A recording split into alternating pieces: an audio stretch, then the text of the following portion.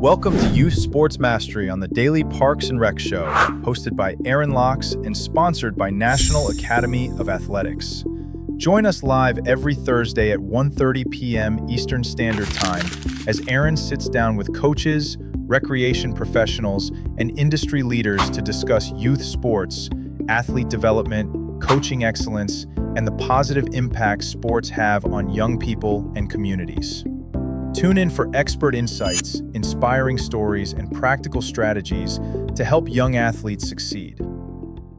In this episode, Ross Hillier shares insights on youth athletic development, strength training, multi-sport participation, and keeping sports fun.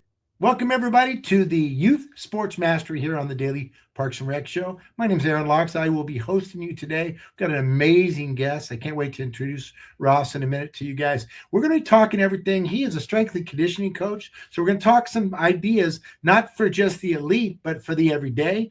And he's a dad. And man, we love that because he's going to be talking about what works at the high level, but also what works for kids. So before we dive in, I want to go ahead and throw out get these spots out of the way, get the information there, and say thank you to everybody from DPRS and keep the ball rolling, pay the bills, so to speak. We'll be back in 2 minutes and dive in. Go for it. They say it's just rec. Just rec, where kids learn to try again. Just rec, where confidence begins. Where teamwork, effort, and fun matter more than trophies. It's not about perfection. It's about participation. It's not just rec. It's where kids learn to love the game and themselves. It's just rec until they learn teamwork for life. It's just rec, but it's everything to them.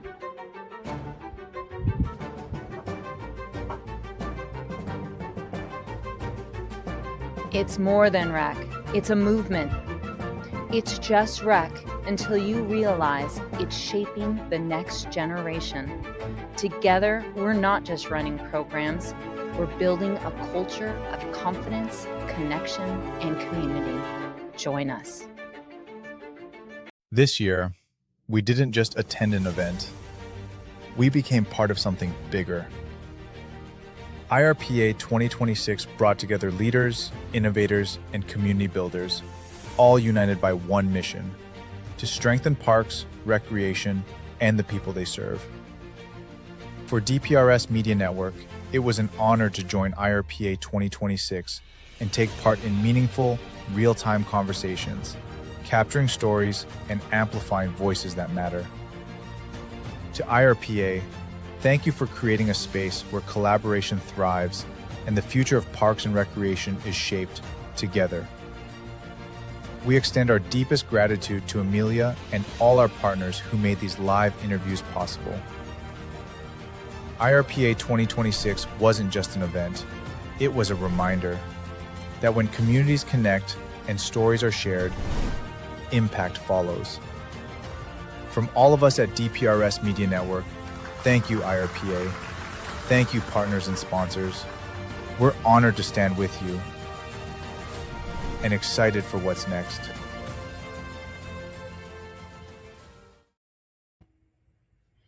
Welcome back, everybody, and we're about to dive in. Man, you work with people, and in my business, in the youth sports space, you run into people all the time. But every now and then you run into somebody who's helping you, and it's like having a plumber that does something, and all of a sudden they're like, wait a second, you also do this, and this, the red lights go on, the green lights go on, everything's flying all over the place. So let's bring Ross on the stage. Let's talk about and dive in. We talk youth sports each week, and being able to have someone that's a trifecta, right? He's good at what he does in his day job, and he's good with the information and what he's working with in the space of helping people get fit and excel. He's also a dad, and I really want to bring in. So Ross, thanks for coming on, and thanks for spending time with us today. Man, I'm super pumped. I appreciate you bringing me on. Good stuff. So, people don't know the rest of the story, so let's dive in. And, I always like to, for me, youth sports, when I was a kid and coming through it was what we did. right? It was our thing. It's kind of our journey. So let's talk about you when you were young and your journey in sports. Before we get to what's going on in the rest of the world and your kid and all that, talk about young Ross. What was young Ross like as a little athlete or a little kid? Oh man, I mean, like you said, we just did everything. I mean, like there was always something happening, and I grew up. I'm in Idaho. I'm in southern Idaho, so we're just outside all the time. Like I lived in a farming town. Like there's not stuff to do. Like you just went and played sports, right? And so I mean, I remember like my earliest t-ball years being like 4 years old. I have a picture of me and my like still to this day all-time best friend in our t-ball team with our parents. My mom and his dad were our coaches. And so like I still have that picture, and it was such a great thing. But it was literally like it started with that, and then just experiencing being a part of a team for the first time, and you're like, oh, I can. And then at the same time I'm like, oh, I'm actually kind of good at some of these things, and that makes it fun, right? And so it just became every time one thing ended, I'm like, what's next? Like what's the next one? Like what season are we in now? Is there something I haven't done yet? Like can I try a new thing? And because I just always wanted to be like running around doing stuff and competing, and I'm a fairly competitive person as well, so that was a good kind of venue for me to be able to direct a lot of that into. I love that. And so young Ross is out there playing some stuff, and Dad wasn't coming out and beating you and making you get up. He was like, all right, let's go play whatever you want to play, right? That's what the journey. He introduced you, and then you just stepped and had the opportunity, right? 100%. Like, and I remember asking like, hey, do you want to do this? And I'm like, sure. Or like if I came up with an idea for them and be like, hey, can I do this? They're like, yeah, sounds great. And it was one of those things where they just wanted me to be a part of whatever I wanted to do with my friends, right? Because that was like all my friends were doing stuff. I wanted to go be with my friends most of the time, right? Like the sports were just like the conduit for me to hang out with my friends, right? And so that's always I kind of remember how it started. And I remember like even in the, we talk about in the later high school years when it was like ultra competitive in college especially, but like my parents were never the people that were like chirping from the stands and like getting it. Like if I messed up in a game, like they always told me like, you listen to what your coach says. Like he's the one that's going to tell you what you messed up and what you did wrong or if you did good. And it's like, I'm not going to interfere. Now my dad on the other hand was like, he needed to be close, so he was chain gang during every home football game I ever played because he needed to be like on the field as close as he could because he could at least hear what they were telling me. He's like, I'm not going to interject, but I want to hear. Like I want to be like where you are and that kind of stuff. So it was great. Yeah, I love it. The important thing about like what your dad did, and I was one of those. I get it. Your dad was allowed by being connected to give you the freedom and the space to go through the process. But you know what else he did? He probably became like-minded. I'll give you an example. You're on a football field, and the coach gave you some instruction. Later, when you guys talked about it, he goes, hey, man, when coach said plant your right foot and drive, you went, wait, I've heard that before, right? Instead of him saying plant your left foot and run backwards, you go, wait, that's not what coach said. And I love the fact your parents brought that to you, and that's a great tip for parents out there. I tell it, it's called like-minded. Get to know your coach, get to know their philosophy, see what's going on, because that if you don't, that impedes the progress of your child, and it can be really dangerous. Now, for you, as you're coming up, and you're competitive by nature and by spirit, which I get, and then as you kind of had some success, right? You had a little success playing a little bit. Talk about that, because I feel one thing that's missing in kids' lives right now, which is really sad to me, is just confidence, right? Yeah. And we both know majority of confidence comes from failing first and then thriving through it, right? And the ability to have that space with your friends, with everybody. So talk a little bit about that. You were successful in track and in football. Talk a little bit about that, and brag on yourself a minute, man. Tell me. I'll try to not be too braggy, I guess, but I know what you mean. Like the thing that was really cool was I remember, I've always been able to pick things up quickly. And I'm sure we'll get to this with my son. He's the exact same way. Like if you show him something, if you showed me something, I could pretty much do it right then. Like it would take some tweaking and some fine tuning and stuff like that, but I understood if I could see it done. And then around like 7th, 8th grade, I kind of physically developed a little bit quicker than some of the other guys. So I was, I remember being in track meet in 8th grade. I'm like, I'm the dude winning the 100 and the 200 and the long jump, like in every meet. And I'm like, I don't remember being that fast when compared to my friends when I was younger. Right. Yeah. And so that kind of was pretty cool. And then as you get into high school and stuff, football was really like my first love, even from the time I was playing flag football as a first grader, kindergartner. And so when that became kind of like the thing I really wanted to do, I was still doing all this other stuff. I was still running track in the spring. I was still playing basketball I did 3 years of basketball in high school.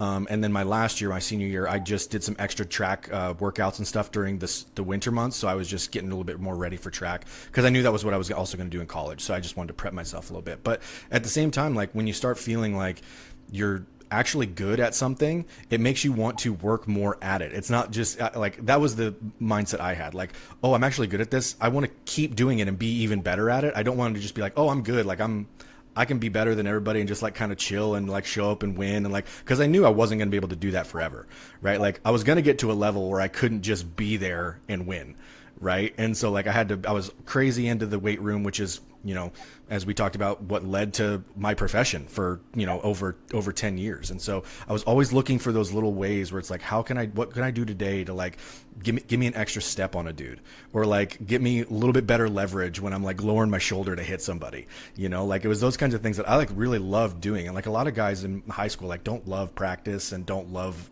lifting, but like that was that stuff that I actually really enjoyed doing.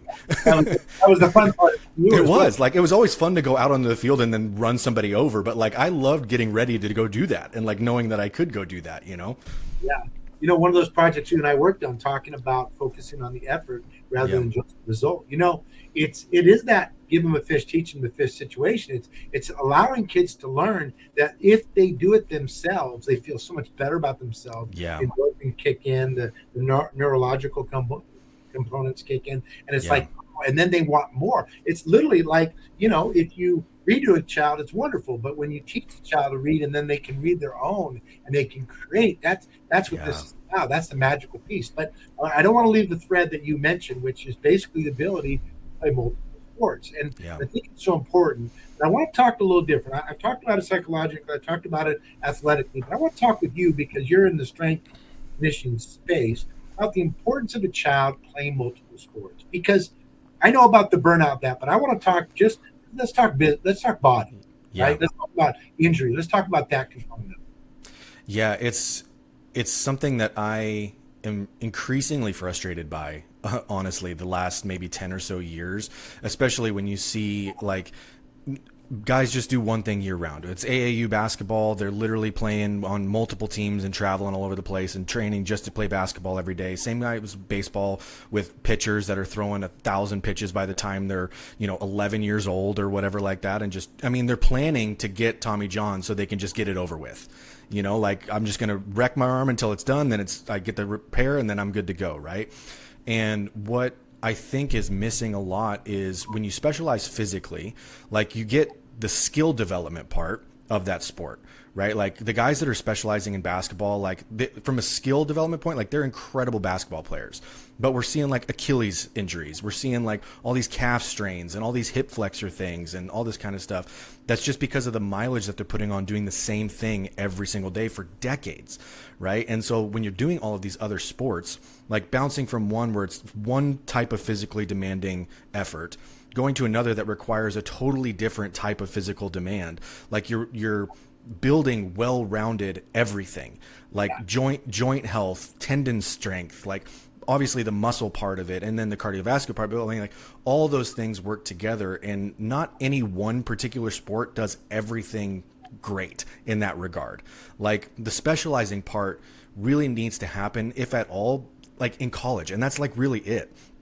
Like you're going to, you're like you said, okay, you know what, I love basketball, but I want to be able to play in college for this. So you know what, I want my senior year, I'll focus and put my energy, because I think what happens, we talk about it mentally, and I'm really glad the way you're bringing this up, because this is what we're seeing nationally. And here's the worst part about all of this: injuries are bad, but you know what to me is equally as bad is kids are quitting because that pressure, they're feeling the pressure at such a young age. And I say this all the time, I love to eat steak, but if you made me eat steak 365 days a year, I'd be a vegan, man. And I like that, man, right?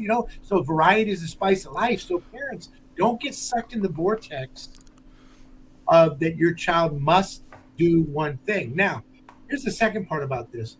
We are on the Daily Parks and Rec show. I'm challenging every park and rec director, every park and rec supervisor, don't give up control of variety. Don't give a soccer club or an AAU basketball club carte blanche to run everything, because that's not the way, right? I think the way to do it is if we, whether you work with the National Academy of Athletics, you run a house, whatever it is, we have this partnership together, the synergy where we have recreational opportunity. Because your play, correct me if I'm wrong, but you were competitive by nature and spirit, but you played youth ball all the way up as you went forward, right? You didn't start in a club or whatever, correct? No, I never did. I did 2 years. Actually, I think I maybe only did 1 year of what we called like all stars for baseball.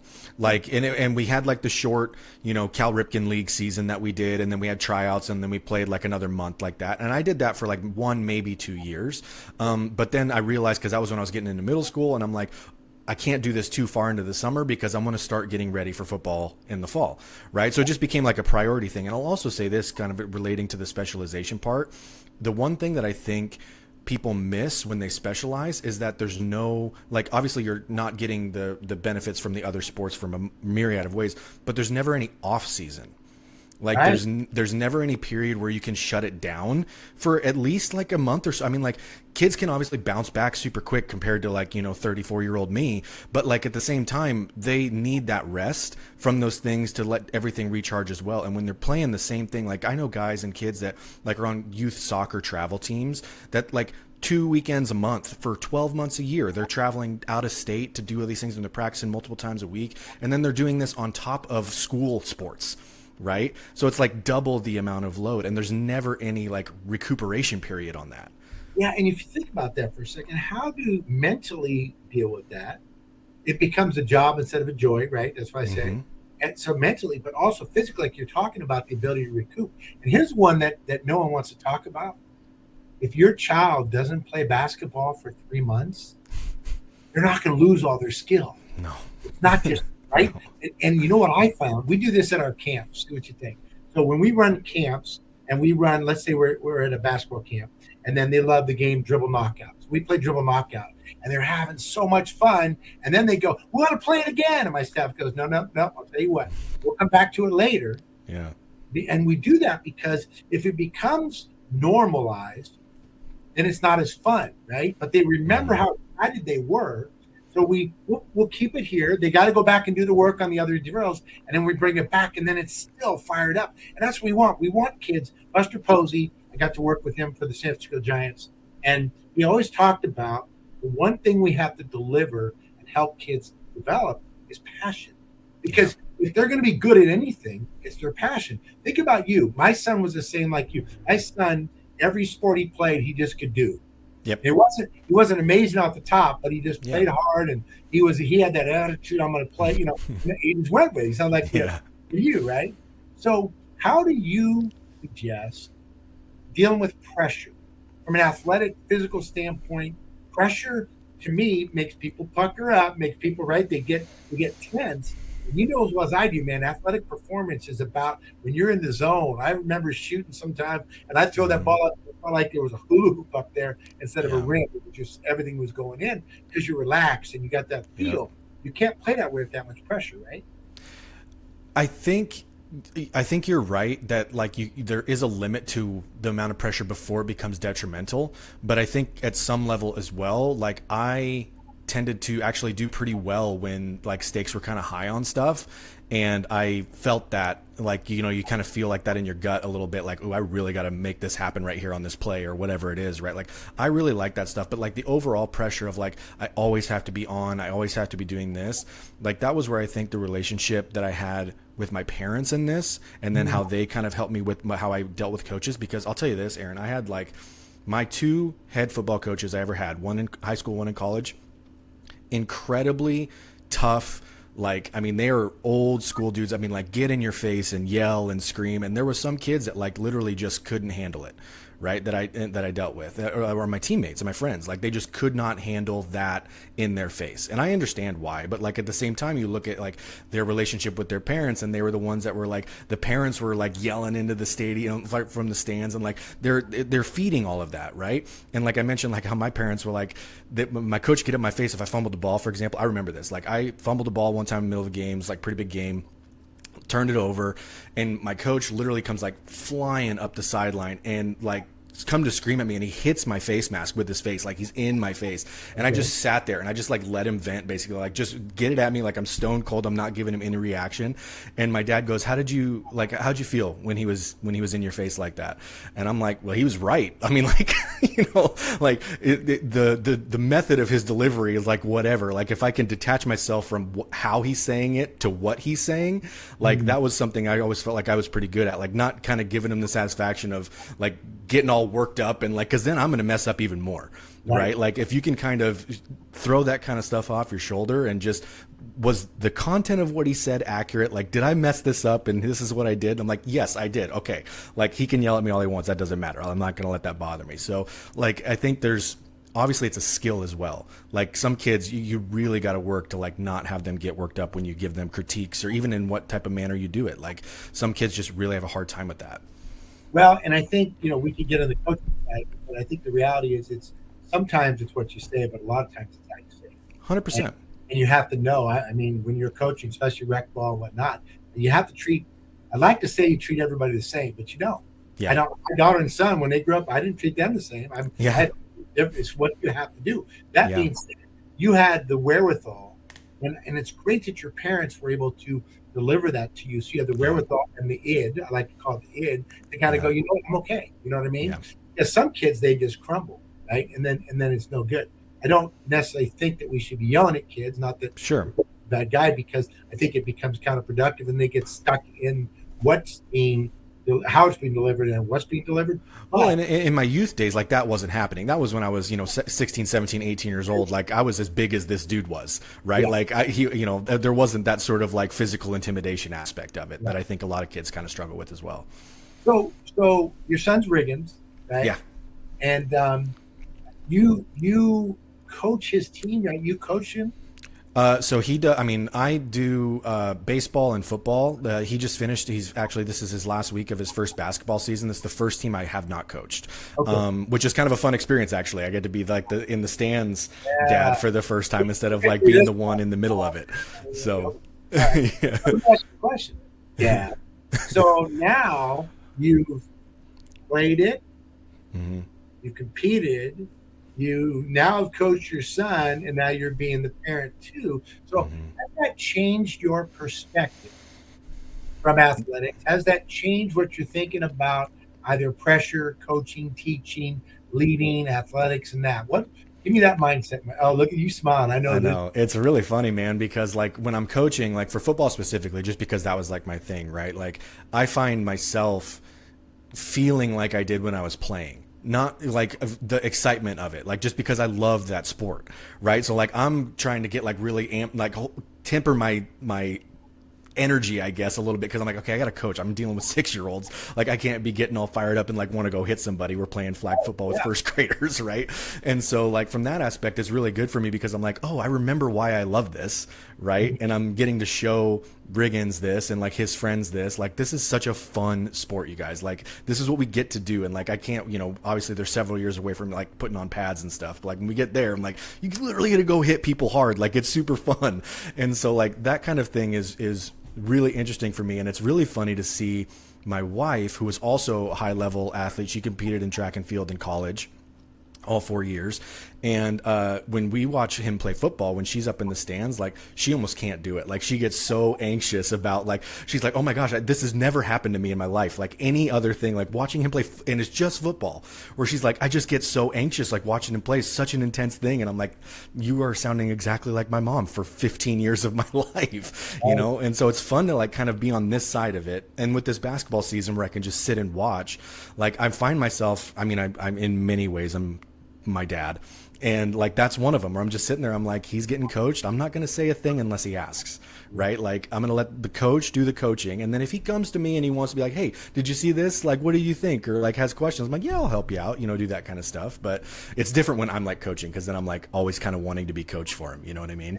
What do you do, Dad, when you're out there and you go, man, he's not performing the way he should or can, and the coach isn't giving the instruction think it would help him?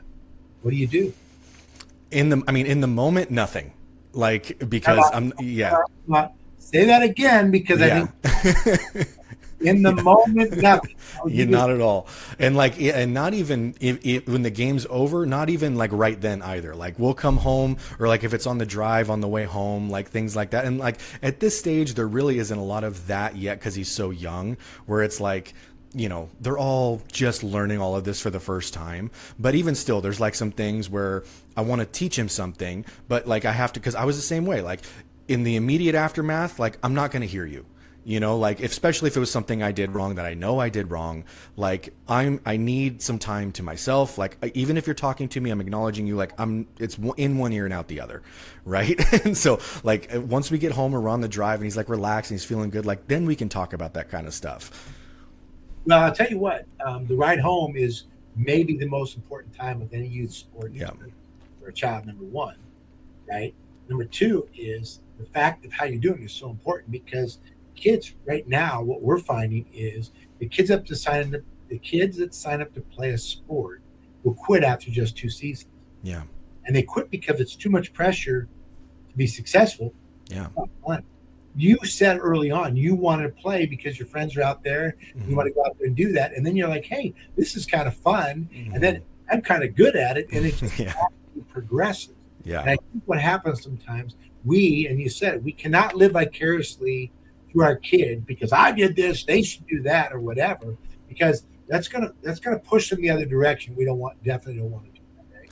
And it's funny because like, I mean, he's, like I said, he's only 6, he'll be 7 in a couple of months, but like he's aware that I did stuff, you know, in my athletic career, but he doesn't really know like how far I went or what that means, and like playing in college and running in college. So it's like, he doesn't understand, like he knows I know stuff, right? So he'll come to me with questions, but he kind of doesn't understand yet, like, oh, dad really actually knows what he's talking about, you know, like, and my uncle and my cousin, who's in 8th grade, like they're the exact same type of relationship. Like my uncle played semi-professional football in Europe after playing in college for 5 years, and like he was an excellent quarterback. And then my 14-year-old cousin, like he's a quarterback now and he's starting to learn all this. And last year was like the first time where he's like, oh, dad actually knows what he's talking about. Like he's not just dad, you know what I mean? So it's like when he gets to that point, then it's like kind of a little different dynamic because he's wanting my advice on stuff, you know? Well, and I love, we have the system. If your child's coming to you, deliver it. Yeah. You know what I mean? If they're not, then sit back and let the coaches deliver it. And I think there's a balance that's there. So one more question before we go to break. Yeah. Is youth sports has changed, right? And I'm curious now. For me, it's changed a lot because we were able to stay out till the street lights came on and Yeah. played everything, and we invented games and we played Dodge and Rock and we did all that. Not a lot of kids get to do that anymore, right? We hitchhiked back and forth to school. It was a different experience, right? Mm-hmm. But sports, youth sports, you played rec, played competitive, you went through it. What do you see as the biggest difference now for your son? Because he's just starting the journey. Yeah. Right? He's just kind of going. What do you see as some of the biggest differences from when you were a kid to with Riggins being? Well, that's a super interesting question because it's not necessarily something I've seen with his age group yet because they're still so new into so much of this. But like my younger cousin that I mentioned a little bit ago, who's in middle school, about to be in high school, like what I've noticed, and I've talked to his dad about this, like we would play sports, but then like all of our other free time, we were still out like running around doing something and like making up games or like just throwing a football around or like even just watching other sports and like wanting to learn because we wanted to learn. Like we would watch football games on TV. We would go to the high school games and watch the high school guys, or like we'd come up to Boise State games and watch Boise State play and like do that kind of stuff. And like that doesn't happen as much with these, like when they're playing, they do their practice and then they go home and they're just like not super engaged in the sport outside of the hour that they're practicing. And so like that was always something that I thought was super strange because I'm like, we would get done with practice and come home and like go outside and just keep throwing or running around. And so like we're always kind of doing something that's developing a little bit, even if it was just a game that we were doing nothing that nobody was taking seriously. Like it was just like, hey, let's just make up, this wiffle ball game. And like we're just always kind of doing stuff movement wise and athletic wise. And there's less of that. And like, okay, I don't want to say this to like hamper on video games because I enjoy video games myself. Like I grew up in like the video game age of stuff. Like I played my fair share of games throughout my life. That's a big part of like kids will come home and just pop on screens, like, and get on iPads or, Nintendo Switches or like whatever it is and do all these other things other than just like being active. And I think like just the general activity level outside of the sport itself has declined a ton. And I think like that's one of the things I see that's like really kind of different from even when I just remember growing up. Yeah, and if you think about it, they go to a practice and they're focused, which is great. They've got Yeah. They just did off school all day. Now they got an hour and a half, 2 hour practice. I get that. But then the ability to let them play and create. I mean, one of my favorite times in baseball was actually hang out with my buddies, Donnie Hoover and Eric Roberts and the guys down at the Cole Pinder. I could name all these guys. We'd go down to K Park and we'd have one bat and we would play pepper and we'd play pickle and we'd play games that they were not baseball games, but you know what it was developing the individual skills in a fun way that allowed us to compete, pick on each other, and have some fun. Oh man, yeah. So okay, hey, look, we're gonna take a break. When we come back, I want to shift gears a little bit. I want to talk about the well-intentioned idea of athleticism, and I hear these guys at my kid's 6. It's time to hit the weights. We're gonna deal with that in a minute. So let's take a break. We'll see you guys in 2 minutes. In today's parks and recreation industry, communication, safety, and efficiency go hand in hand. That's where Outdoor Link comes in, delivering smart technology that empowers city departments and community planners to do more, smarter. Outdoor Link's platform connects and automates everything that keeps your parks running smoothly, from lighting and locks to signage, water features, Wi-Fi, and digital advertising. Control and schedule park lights for safety and energy savings. Remotely manage facility access. Update digital displays in real time. Coordinate fountains and splash pads. Provide public connectivity. And even run community or sponsorship campaigns on digital screens. All from one simple, unified platform, giving you real-time control, data, and cost efficiency. For parks and recreation agencies, that means safer spaces, smarter resource use, faster responses, and stronger community engagement. And behind every great park story is great infrastructure. That's why Outdoor Link proudly supports DPRS Media Company, helping the Daily Parks and Rec Show amplify the voices of professionals shaping our communities every day. Outdoor Link, smart, connected solutions for parks, recreation, and beyond. Before the game, before the lights, before the pressure, there's a moment most people never see. Welcome to The Athlete's Commute, a podcast distributed by DPRS Media Network, co-produced by Her Sports, and hosted by Jordan Ziff. Each episode, Jordan gets behind the wheel, driving athletes to practice, to training, to game day, while getting to know who they really are beyond the jersey. The mindset, the grind, the sacrifices, the moments no one talks about. No scripts, no filters, just real conversations in real motion.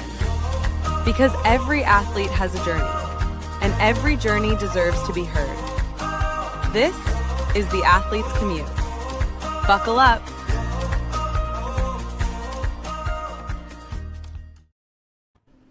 Welcome back to the U Sports Master. I'm here with Ross. Ross, man, what a great start. I don't know about you, but that time flies so quickly. I know it. And I love your passion for it and energy, and that's one of the reasons why I'm excited to have you on the show. Those that are watching, I appreciate. I'm getting messages coming through, actually, through my Facebook that are asking questions and stuff. They're talking about habits and things like that. So, Ross, I want to honor those people that are actually paying attention. So, yeah. But I want to start with this. Strength and conditioning is an interesting deal, and I'm a big believer. I think the strength that we had when we were kids, when I was a kid, and I'm a lot older than you, but it came from just playing and doing and using and climbing trees and all kinds of stuff. Someone the other day said something kind of funny. They said, "When's the last time you saw a kid with a cast on?" Yeah. And it's because we're not taking those healthy risks to. I mean, I used to jump over a fence, and they're like, "Yeah, we're not doing that." You know what I mean? Yeah, I was a card-carrying member of the emergency room when I was growing up. Yeah, well, too far behind you. In fact, don't say this too loud, but my doctor, rest in peace. I got a split over my head, and he tied the hair together and put airplane glue, and that's how he fixed my head. Maybe that's why I'm so crazy.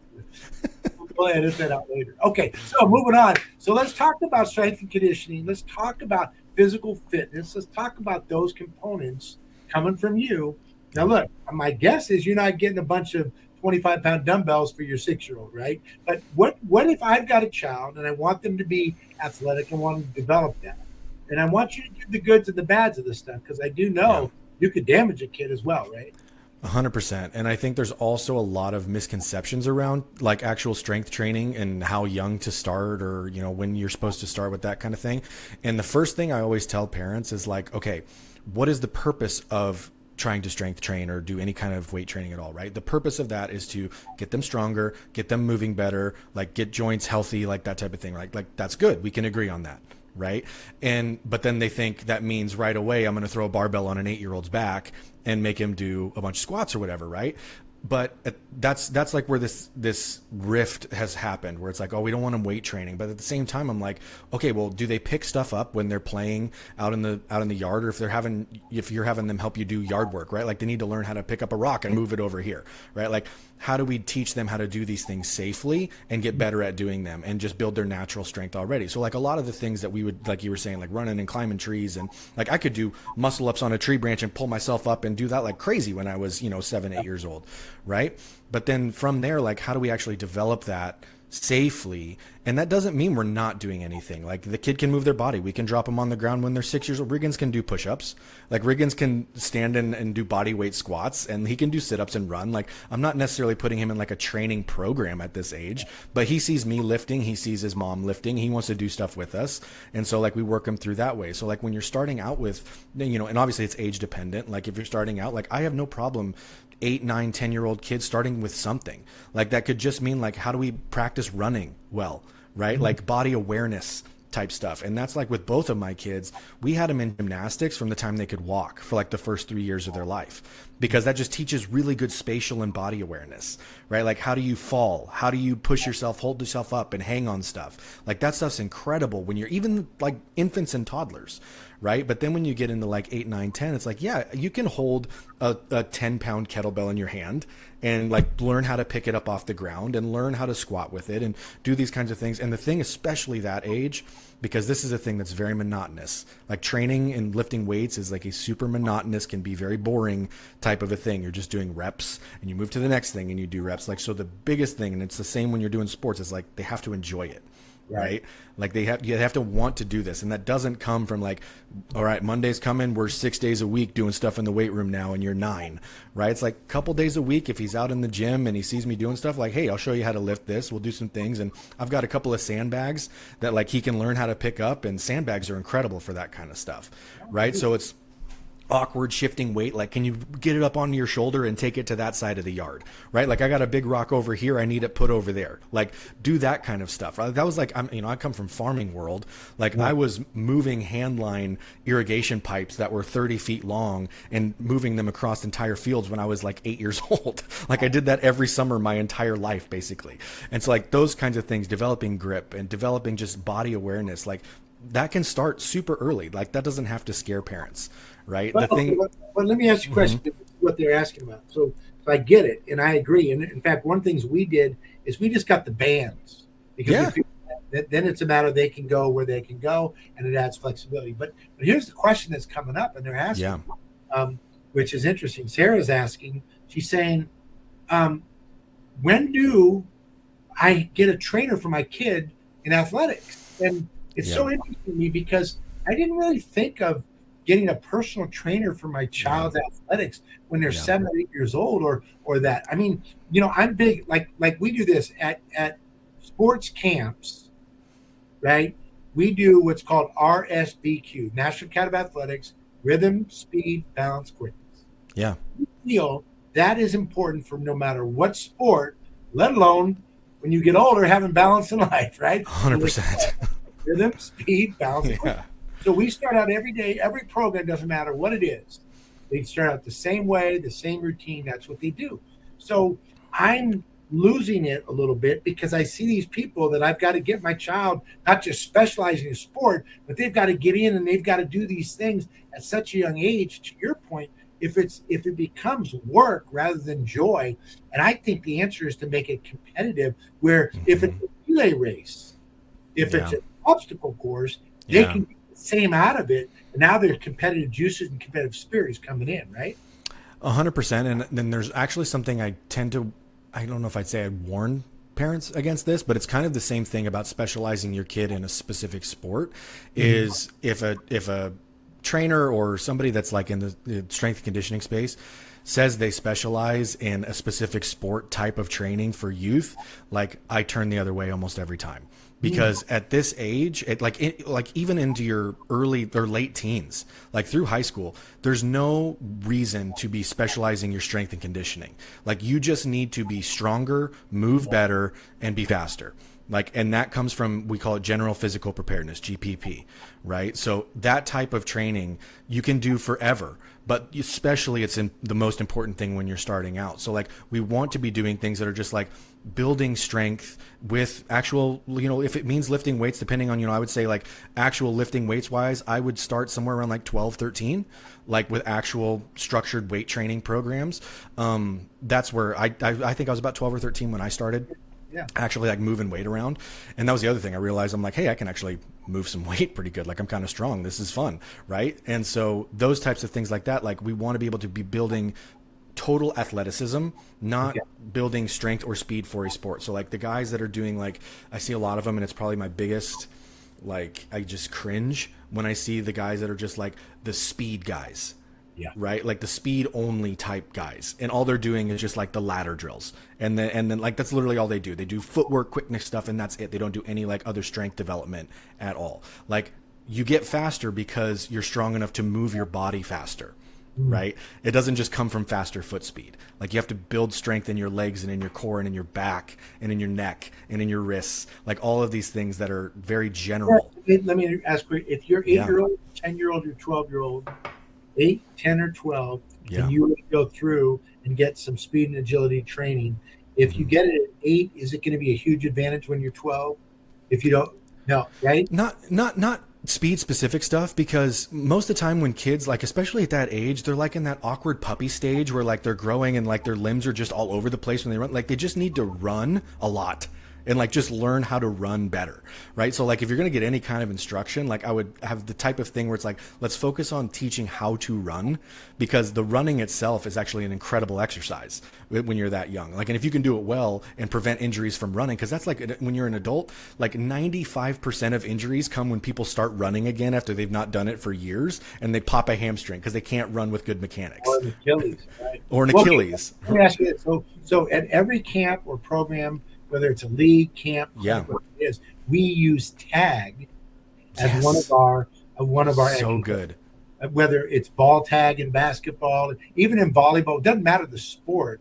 Yeah. Especially the sports that are more stagnant. Even baseball, we like to use tag like pickle. And the reason we do that is because they're using their body and they're getting cardiovascular, they're getting coordination, they're getting speed, they're getting agility, they're winning, right? Yes. And competing, doing it. And I think it's so important. So if you're let's give a tip to a park and rec professional. If they're in the parks and rec space, are you saying that you would use tag at all the camps? That's a great one, because of even just the short change of direction.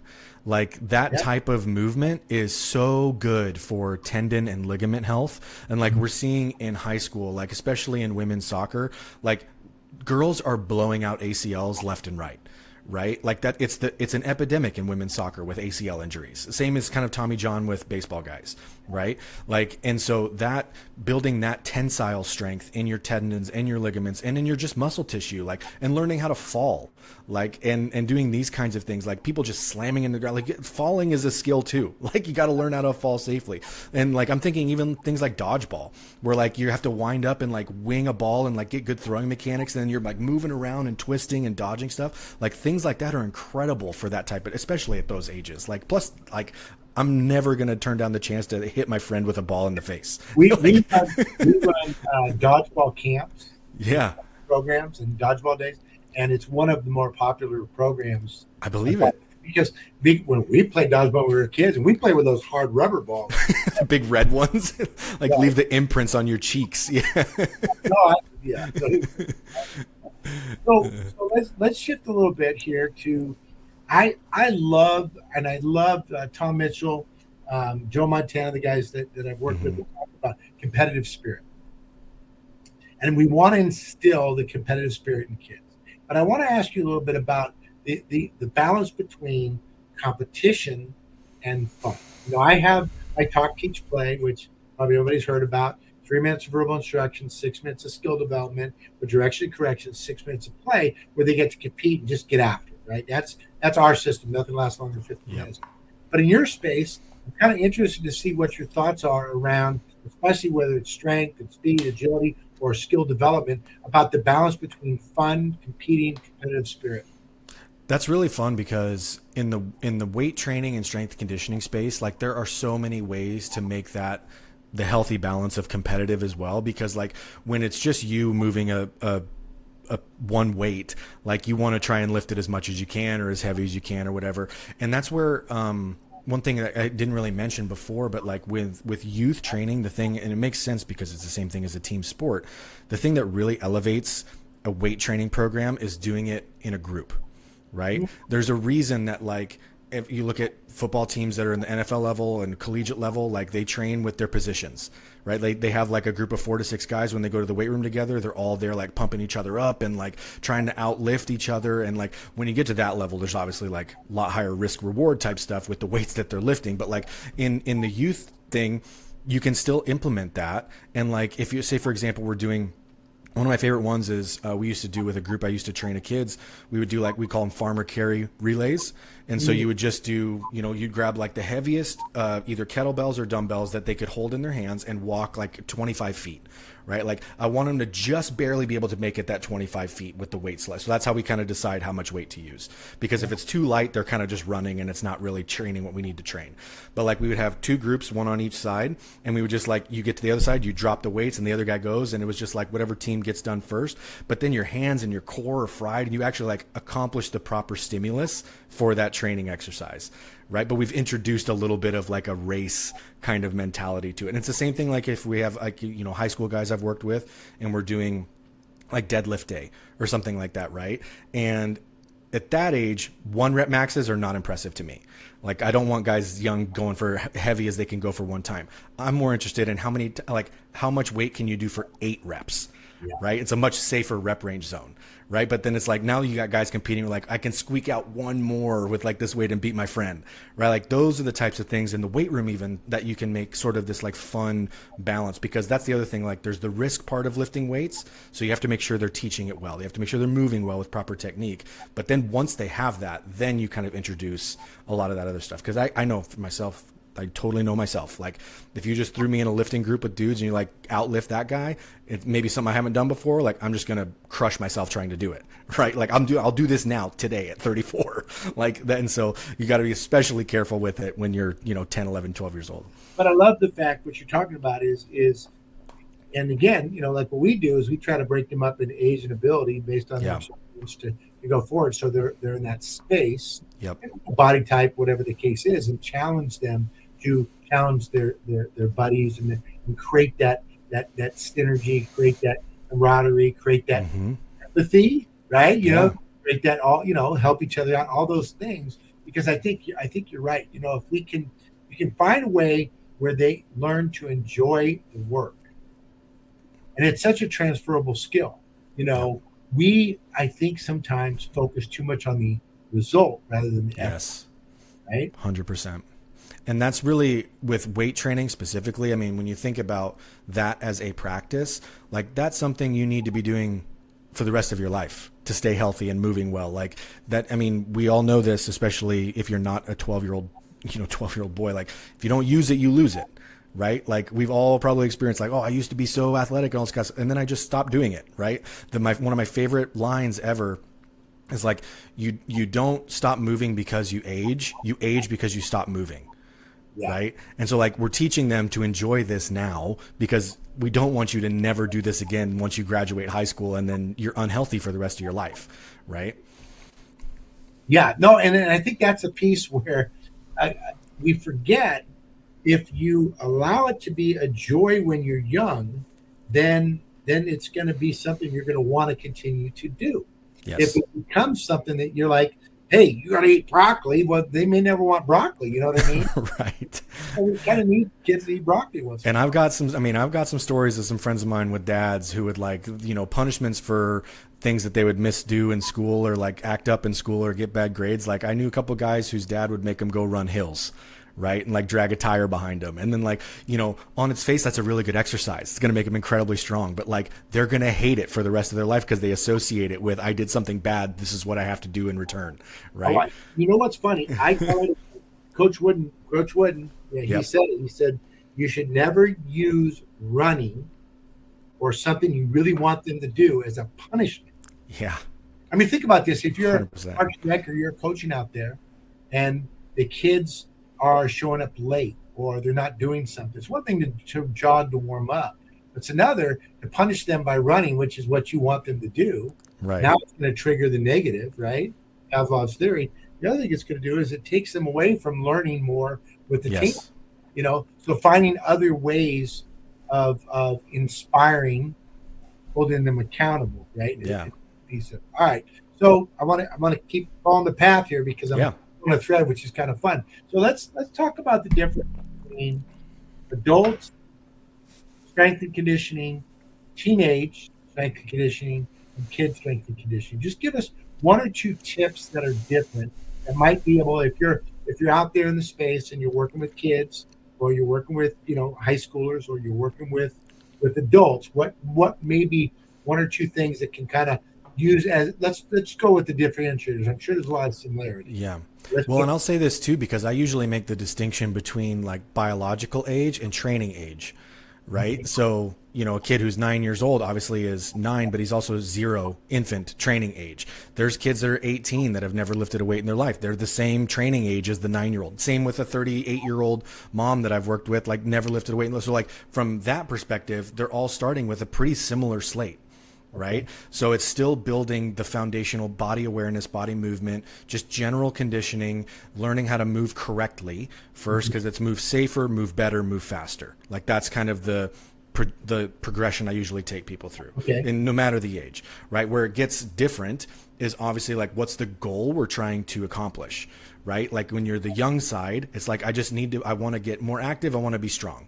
Right? When you get like into upper high school, like late teens or whatever, and you're maybe really dialed into a sport, it's like now we have some specific exercises that we want to implement because they're going to help you with this. Right. And then we almost kind of come back around the other way with adults, because adults, we're not, unless you're like doing Spartan races or like competing in some sort of other league or whatever, even then still like it's not a profession. Like we're not getting paid to do these things like a pro athlete is. So we still need to just be generally healthy, like have soft tissues that move well. Like we're not going to get injured. And that's honestly, like to thread it all through everything, like the injury reduction is the main thing. Like that's the reason we do all of this, is like get your body stronger and moving better so that you will not get injured doing the things you like doing. Yeah. Right. And that's the same no matter the age. Or getting injured is doing things that, I see as we get older and things get brittle and tighten up, and you get injured just walking up and down the stairs. I roll over in my sleep weird and my neck hurts the next day. Like, like that kind of stuff happens a lot more as we get older too. But like those are the types of things, like obviously so when we establish like what training age they are, then the next thing, like I said, is like, what are we trying to accomplish? It's like, I just want to be fit for the next 40 years of my life. Then I'm going to approach it with the super long term in mind. I'm not going to crush you in 6 months because you're going to bail, right? You're going to hate it. So we build up to that. But like with the, the competitive age youth, like high school into college, it's like, okay, we're going to do some pretty hard stuff here because we're trying to win a championship. And you need to be ready your body needs to be ready to take that load. And then the younger, it's just like, I just want to be strong and healthy and not get hurt. So it's kind of like the adults and the young ones are kind of on the same path a lot of the times. Okay. Yeah. Well, when you mention that, so I'm big. One of the things that I loved as part of the experience. Yeah. Right.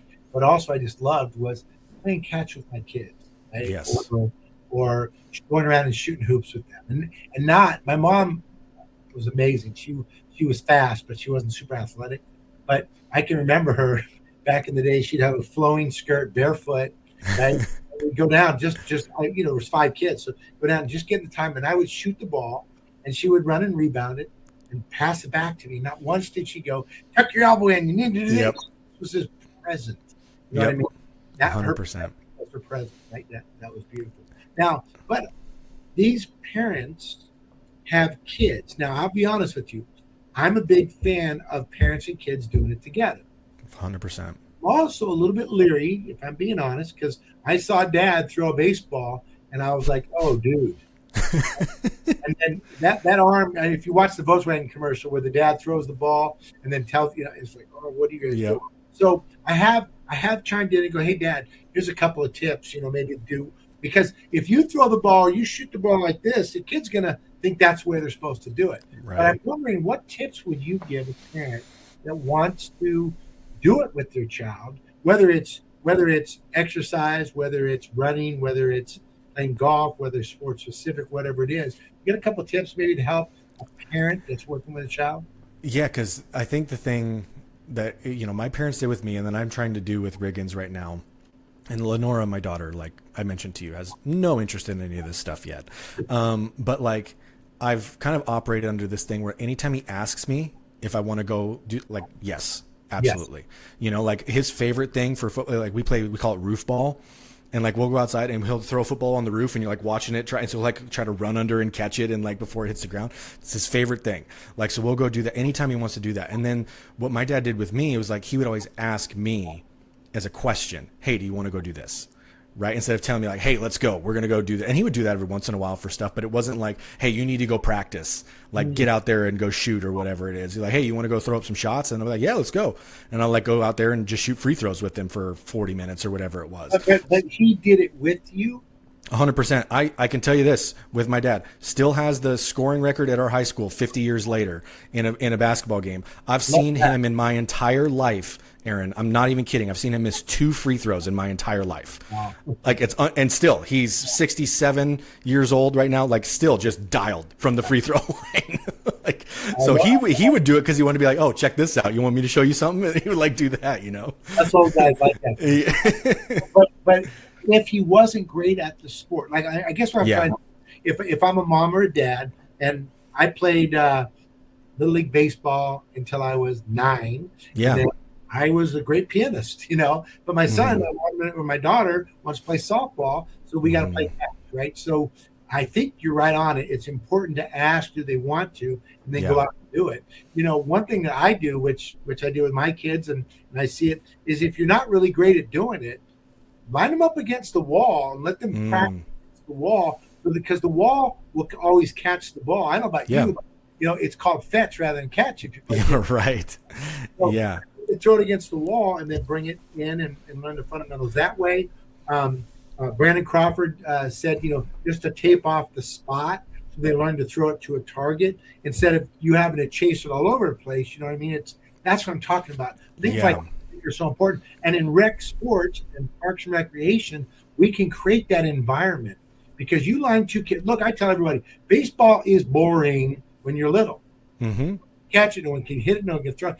But when they get to 7, 8, 9, they start to elevate up, and then it becomes more fun. So we have to lay the foundation in a way that is fundamentally sound and fun. But if I'm a parent, we're down to the lab. We're going to just a minute left. So dive into this. Tell me about it. If you're a parent, how can we help them to go play with your child so that it becomes a positive experience?